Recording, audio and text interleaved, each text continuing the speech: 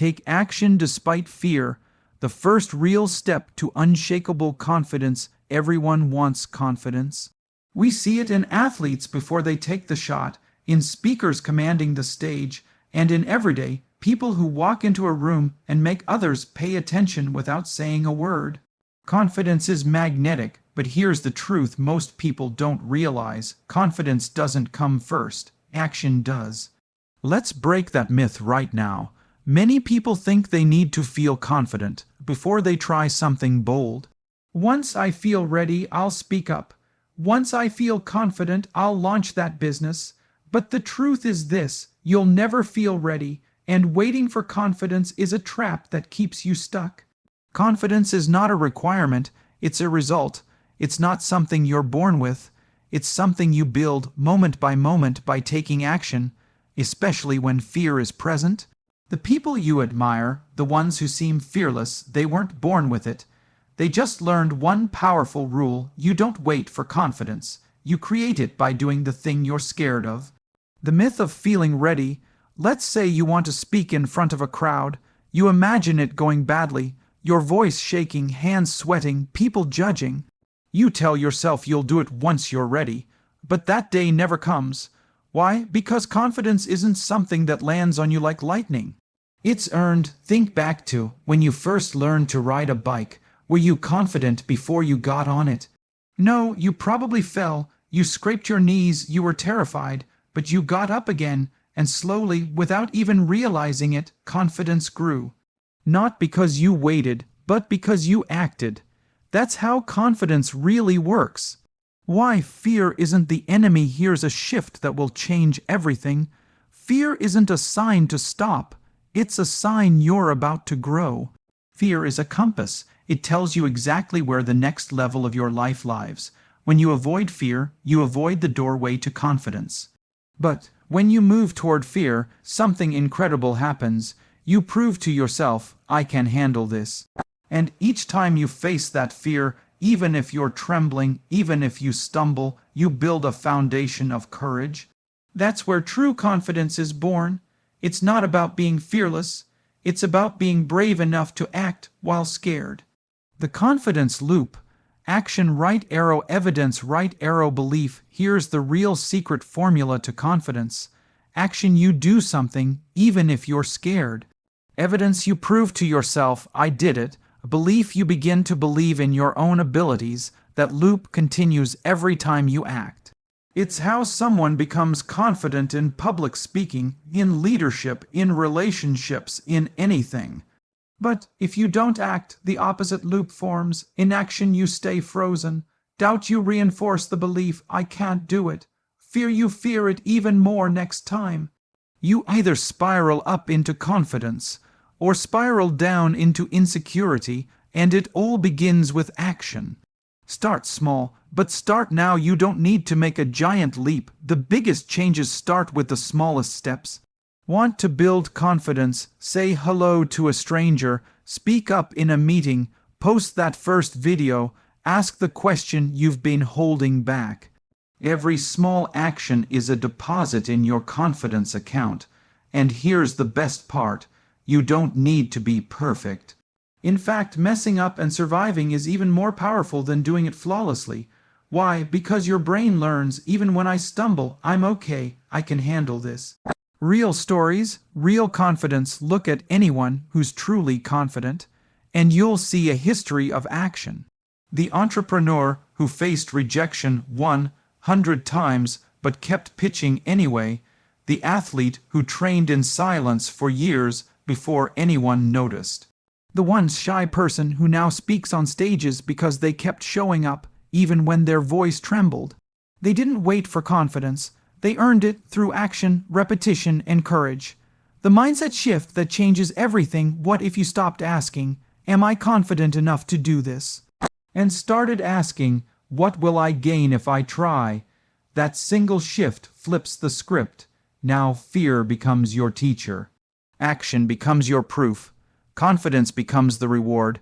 And suddenly you realize you don't need to feel confident to take the first step. You just need to be brave enough to take it. Final thoughts: become the builder. Confidence isn't found, It's built brick by brick, step by step, through small, courageous actions done daily. You are not waiting on the right time. The right time is now. You are not waiting to become someone else. You are becoming that person through action. So don't wait until you feel ready, feel the fear, and take the step anyway, because on the other side of that step is everything you're capable of becoming.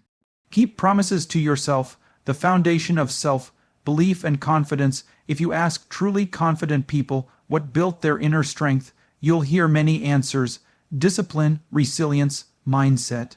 But beneath all of that lies a simple, often overlooked truth. Real confidence is built by keeping the promises you make to yourself. It sounds small, maybe even trivial, but it's life-changing. Because when you consistently do what you say you'll do, not for others, but for yourself, you build something far more powerful than just self-esteem. You build self-trust, and self-trust is the deepest form of confidence there is. Why self-trust is everything. Imagine having a friend who constantly says, "I'll show up," but never does. "I'll call," but they never follow through. "I'm changing," but they never change. Over time, you stop believing them.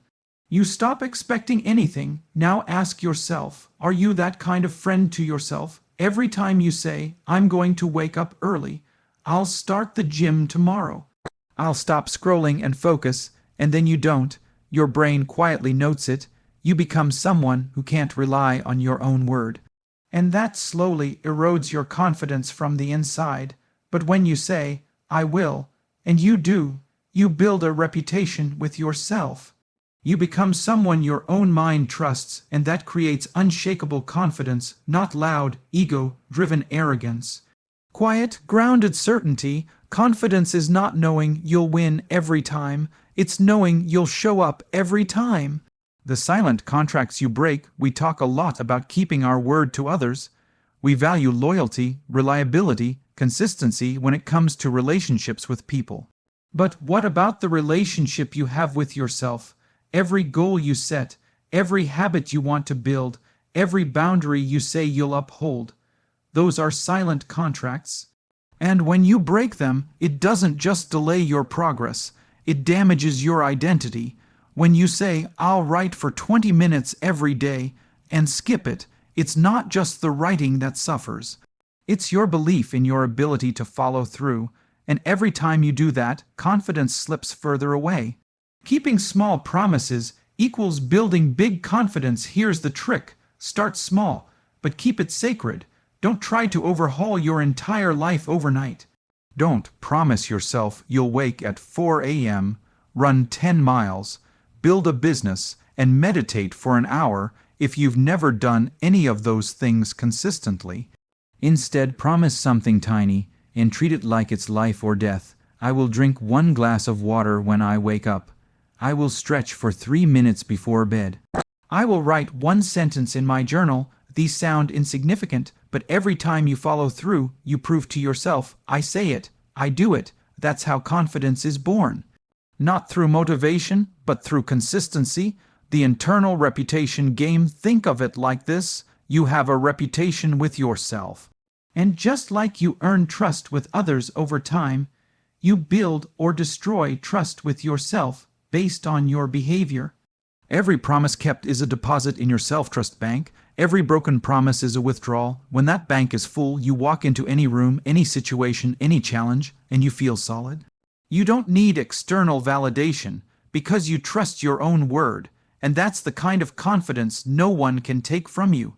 Why most people struggle with confidence. Most people think confidence is about results. I'll be confident when I have the six-pack, the promotion, the money. But that's not confidence. That's conditional self-worth. Real confidence is internal. It's built before the result ever shows up. It's in the days when no one sees your effort, when you choose the gym over Netflix, when you close the social apps and study, when you stay kind in the face of disrespect, when you keep going even when it's hard. That's when your confidence grows, not when you succeed, but when you prove you won't quit on yourself.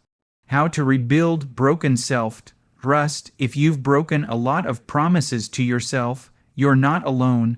Most of us have. But here's the good news: self-trust is repairable, confidence can be rebuilt. Here's how: forgive yourself for the past, let go of shame. Shame keeps you stuck, reflection helps you grow. Look at the broken promises not as proof you're weak, but as lessons on what needs to change. Start ridiculously small, set a promise so easy you can't fail, then do it daily. Confidence doesn't need grand gestures. It needs reliability. Track it physically. Use a notebook, a wall calendar, or an app. Visually seeing your consistency rewires your brain. It builds momentum. Protect the promise like it's sacred. If you promised it, do it, no matter what. Let it be non-negotiable. Your self-respect depends on it. Speak kindly to yourself. Confidence also grows from compassion. When you mess up, and you will, speak like a coach, not a critic.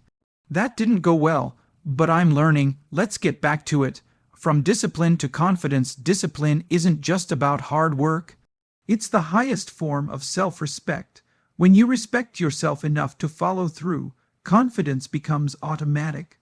You don't need to fake it. You don't need hype. You just know who you are. Discipline is choosing between what you want now and what you want most. And every time you choose long-term growth over short-term comfort, your self-trust strengthens, your confidence deepens.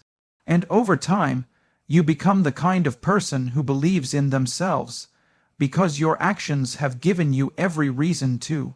Final thought: be your own hero in a world full of broken promises. Be the one person you can always count on. Be the hero you look up to, not because you're perfect, but because you're consistent, because you say what you mean. And you mean what you say. So keep the promise no matter how small. It's not about the task. It's about the message it sends to your soul: I can trust me. And once you believe that, there's nothing you can't do. Embrace failure as feedback, the hidden path to unshakable confidence. Nobody likes to fail. It stings, it embarrasses, it can make you question everything about yourself. But here's the truth you were never told growing up: failure is not the opposite of success. It's the training ground for it. And when you begin to see failure not as a dead end, but as feedback, something magical happens. Your confidence skyrockets. You stop fearing mistakes, you stop hiding, you stop waiting for perfection. Instead, you start growing, learning, and evolving. You become unstoppable, not because you never fail, but because you're no longer afraid to. Why we fear failure so much from a young age: we're taught that failure is something to avoid. Schools penalize wrong answers. Society mocks those who try and fall short. We start to associate mistakes with shame, weakness, or unworthiness. So we play it safe, we aim low, we stay silent. We'd rather be average than risk being seen trying and not succeeding. But confidence doesn't grow in comfort zones. It grows in discomfort, in those exact moments when you stumble, fall, and choose to get back up. The illusion of failing. Let's redefine the word failure. Failure is not final. It's not a label. It's not your identity. Failure is data. It's life's way of saying, here's where you can improve. Imagine a baby learning to walk. She stands, wobbles, falls, then gets up again. No one calls her a failure. No one says, maybe walking just isn't for you. She fails hundreds of times, but each fall gives her feedback.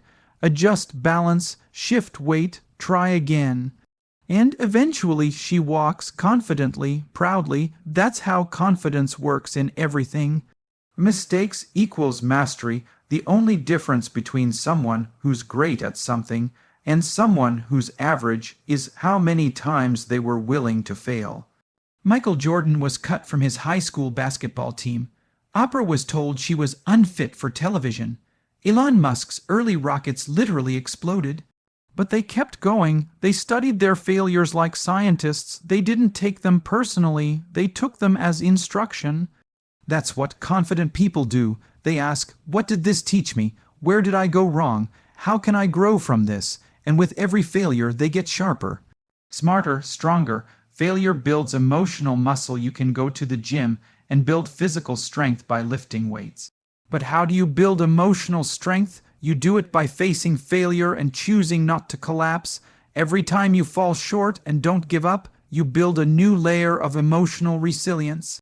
You teach yourself that you can handle disappointment, rejection, embarrassment, and that lesson becomes armor. Suddenly, you're no longer afraid to try new things. You're no longer paralyzed by, what if I mess up? You've failed before, and you survived.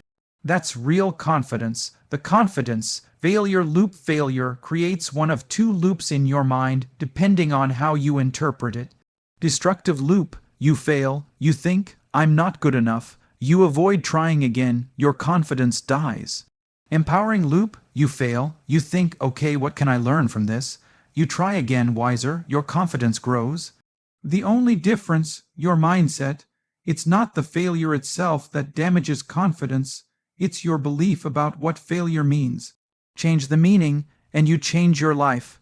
Real confidence equals comfortable with discomfort. People often think confidence means being fearless. But confidence is really about being comfortable with fear, risk, and discomfort. It's saying, I might mess up, but I'll show up anyway. This might be hard, but I'll learn something from it. They might laugh, but I won't lose myself over it. That kind of confidence only comes from experience. From falling, reflecting, and rising again. You don't get that from reading books, watching videos, or just visualizing success. You get it from the grit of trying, failing, and coming back stronger. Failures are not setbacks, they're springboards. Some of the biggest breakthroughs in life happen right after you fail. The rejection that pushes you to improve your skills, the breakup that helps you redefine your worth. The lost job that launches your dream career. In hindsight, these failures often become blessings. Why? Because they wake you up, they stretch you, they force you to look inward, to reassess, to grow. So instead of asking, why is this happening to me? Start asking, what is this trying to teach me? That's how you transform failure into fuel and grow unstoppable confidence. The micro-failure challenge. If you want to build real confidence, here's a practical tool. Seek small failures daily. Try things you're not yet good at. Say yes to something uncertain. Post that video. Ask that question. Launch the idea. Every little failure is like a rep in the gym, and each rep makes your confidence muscle stronger. You don't need to fear failure. You need to fail faster, learn faster, and keep going. That's the secret. Final thoughts. Your failures are not flaws, they are foundations. Don't run from failure. Don't hide it. Study it, use it, learn from it. Confidence isn't about being perfect. It's about being resilient. It's the calm, steady belief that no matter what happens, you will adapt, evolve, and rise. So the next time you fail, don't ask, why me? Ask, what am I learning right now that will make me unbeatable tomorrow? Because that's what confident people do. They don't avoid failure, they grow through it. Surround yourself with growth-minded people. The confidence catalyst you didn't know you needed. Confidence isn't built in a vacuum. You can read all the self-help books, you can grind every day, you can develop powerful habits. But if you're constantly surrounded by people who doubt you, mock your dreams, or drain your energy, your confidence will suffocate. That's why this truth matters more than most people realize. Who you surround yourself with will either feed your confidence or starve it. Because confidence doesn't just come from within, it's shaped by your environment. If you want to grow, elevate, and evolve, then you need to be intentional about the people in your life. The silent power of your circle. Have you ever shared a big goal with someone, only to be met with eye rolls, sarcasm, or good luck with that? That moment may seem small, but it plants a seed of doubt. On the flip side, when you share that same dream with someone who says, you've got this, go for it, you feel empowered, energized, unstoppable. That's the silent power of your circle. The people around you shape your self-talk. They reinforce your beliefs. They either encourage growth or normalize mediocrity. Over time, you start to reflect their mindset without even realizing it. You don't just become what you think, you become who you're around. Energy is contagious. Good or bad confidence is a form of energy. And like all energy, it's contagious. When you're around driven, ambitious, growth-minded people, their energy rubs off on you. You feel inspired, you start thinking bigger, you start acting bolder, but when you're around negative, jealous, or stagnant people, their energy also rubs off. You hesitate, you doubt yourself, you shrink your vision to fit their comfort zones, you begin to mirror the energy you absorb daily. That's why protecting your environment isn't selfish, it's survival.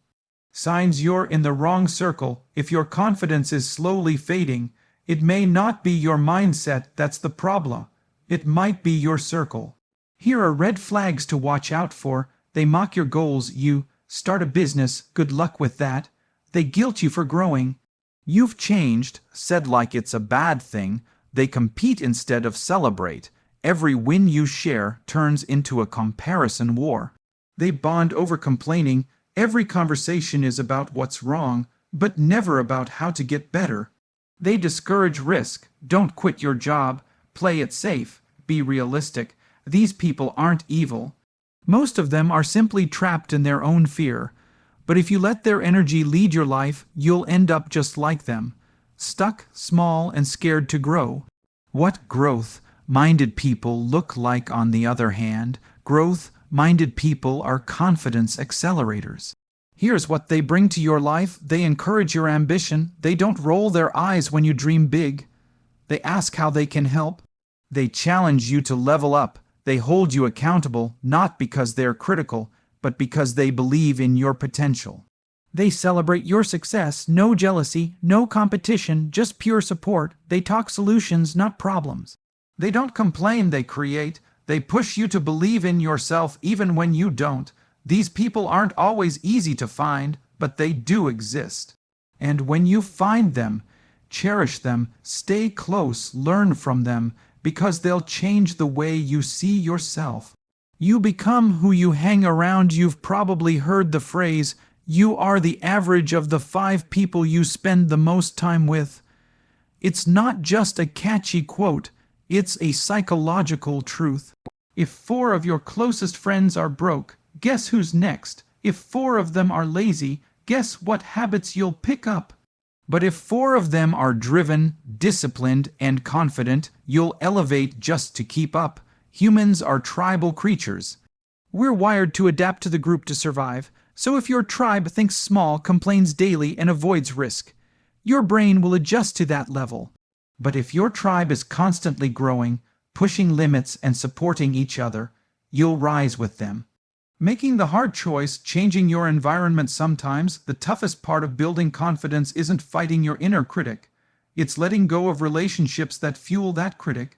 That doesn't mean you have to cut people off coldly, but it does mean you must create space between you and anyone who dims your light.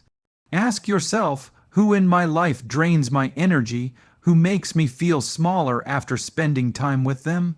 Who doubts me more than they believe in me? Now ask, who challenges me to grow, who celebrates my wins without jealousy? Who lifts me higher when I'm down? Choose your answers wisely, because over time, your confidence becomes a reflection of your connections.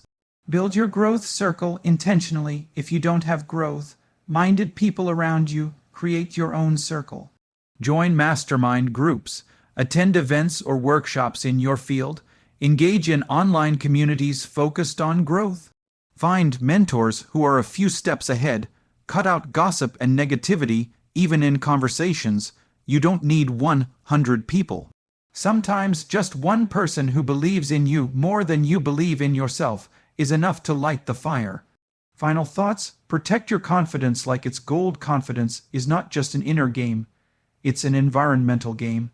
You can be the most talented person in the room, but if the room is filled with doubt, jealousy, and negativity, your light will dim.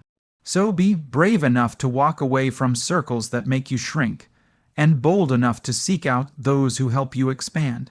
Because confidence doesn't grow in toxic soil. Confidence grows where belief is watered, support is abundant, and growth is the culture.